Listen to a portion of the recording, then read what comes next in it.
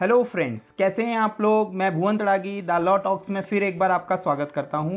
दोस्तों, आज हम इस वीडियो के अंदर एक छोटी सी अमेंडमेंट जो कि रिसेंट में आई है, गवर्नमेंट ने ईज़ ऑफ डूइंग बिजनेस को प्रमोट करने के लिए स्मॉल कंपनी की जो डेफिनेशन है उसमें चेंज लेके आए हैं। जो डेफिनेशन की जो लिमिट, जो क्राइटेरिया था, उसको थोड़ा सा वाइड किया है, उसको और इंक्रीज़ कर दिया गया है। फ्रेंड्स, इसके कितने फ़ायदे होंगे, स्मॉल कंपनीज़ को क्या क्या फ़ायदे हैं और प्रोफेशनल्स को इससे क्या नुकसान है, उसको डिस्कशन करेंगे फ्रेंड्स। तो चलिए फ्रेंड्स, अब देख लेते हैं कि क्या नया क्राइटेरिया है स्मॉल कंपनी का। स्मॉल कंपनी का मतलब company other than a public company, मतलब सारी की सारी जो प्राइवेट कंपनी है वो इसके अंदर आ गई है, लेकिन उसका एक लिमिट बनाई गई है पेडअप कैपिटल की। पेडअप कैपिटल जो है 2 करोड़ पहले हुआ करती थी, अब जो है 4 करोड़ कर दी गई है फ्रेंड्स।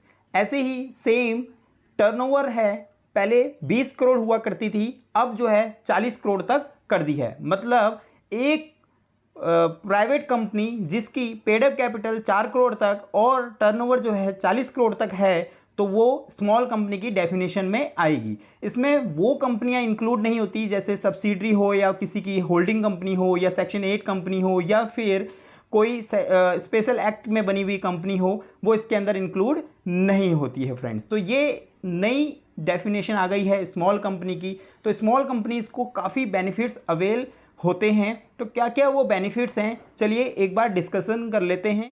तो सबसे पहला जो बेनिफिट है, स्मॉल कंपनी को कैश फ्लो स्टेटमेंट बनाने की ज़रूरत नहीं होती है फाइनेंशियल स्टेटमेंट्स में।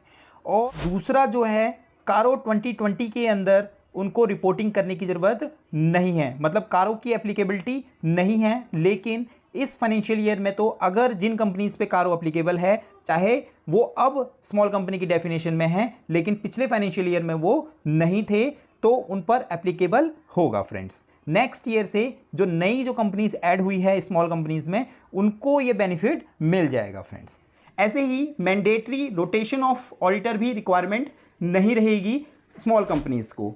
और उसके अलावा जो ऑडिटर है उसको स्मॉल कंपनी का जो फाइनेंशियल वो बनाएगा, उसमें ऑडिट रिपोर्ट जो देगा, उसमें उसको आईएफसी की रिपोर्टिंग देने की ज़रूरत नहीं है, ऑपरेटिंग इफेक्टिवनेस की रिपोर्टिंग देने की ज़रूरत नहीं है स्मॉल कंपनी के केस में। और holding of only 2 board meeting is sufficient, मतलब जो जनरल एक नॉर्मल कंपनी को मिनिमम 4 बोर्ड मीटिंग करनी होती है एज पर कंपनीज एक्ट, लेकिन जो स्मॉल कंपनी है वो 2 बोर्ड मीटिंग साल में कर दे तो उसके लिए वो इनफ है। इसी तरीके से स्मॉल कंपनीज के लिए एवरेज एनुअल रिटर्न का कॉन्सेप्ट है, मतलब MGT 7A उनको फाइल करना है, और जो नॉर्मल कंपनीज होती है उनको MGT 7 फाइल करना रहता है फ्रेंड्स।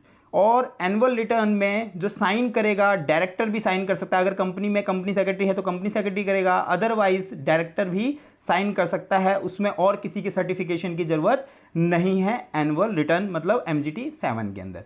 और लेसर पेनल्टीज़ हैं स्मॉल कंपनीज़ के लिए। तो फ्रेंड्स, तो ये कुछ बेनिफिट्स हैं। ऐसे ही मर्जर के केस में भी फास्ट ट्रैक मर्जर हो सकता है स्मॉल कंपनीज़ को, तो कुछ जो बेनिफिट्स हैं वो अवेल कर सकती हैं स्मॉल कंपनीज़। तो ये ईज़ ऑफ डूइंग बिजनेस के लिए गवर्नमेंट इसको प्रमोट करना चाहती है कि स्मॉल कंपनीज़ ज़्यादा से ज़्यादा काम करें और उनको कंप्लाइंस बर्डन कम हो।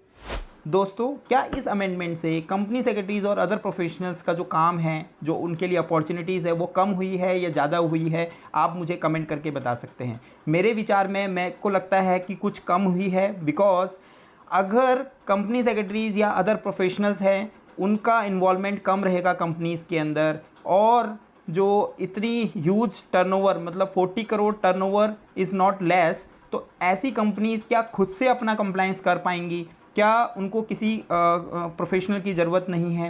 क्या उनको कम से कम, अगर आप कंप्लाइंस के लिए कहते हैं, तो क्या वो नॉन कंप्लाइंसेस वहाँ पे बढ़ेंगे नहीं? क्या सही तरीके से टाइमली कंप्लाइंसेस वहाँ पे होंगे?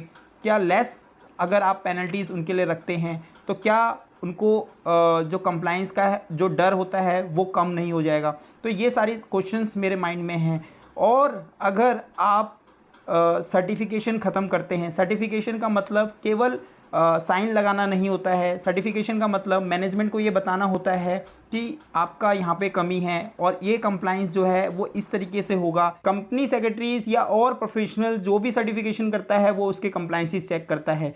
अब जो है कंपनी के अंदर जो डायरेक्टर है, केवल उसके सिग्नेचर से भी जो कंप्लाइंसेस होते हैं, जो फॉर्म्स फाइल होते हैं आरओसी में, वो फाइल हो जाएंगे और चांसेस हैं कि जो नॉन कंप्लाइंस है छोटी कंपनीज़ के अंदर वो बढ़ जाएंगे। तो गवर्नमेंट को इसके ऊपर भी ध्यान देना चाहिए और प्रोफेशनल्स का इन्वॉल्वमेंट बढ़ाना चाहिए, जिससे कि कंप्लाइंसेस टाइमली हो और प्रॉपर हो। तो फ्रेंड्स, ये मेरा अपना व्यू है, आपका क्या व्यू है? ये जो अमेंडमेंट है ये अपॉर्चुनिटीज़ लेके आया है या फिर नॉन कंप्लाइंस इससे बढ़ेंगे? तो आप मुझे कमेंट कर सकते हैं फ्रेंड्स। तो आशा करता हूँ ये वीडियो आपके लिए हेल्पफुल रही होगी। फिर मिलते हैं इसी तरह की नॉलेजेबल वीडियोस के साथ। तब तक आप स्वस्थ रहे, सुरक्षित रहे। जय हिंद, बाय बाय।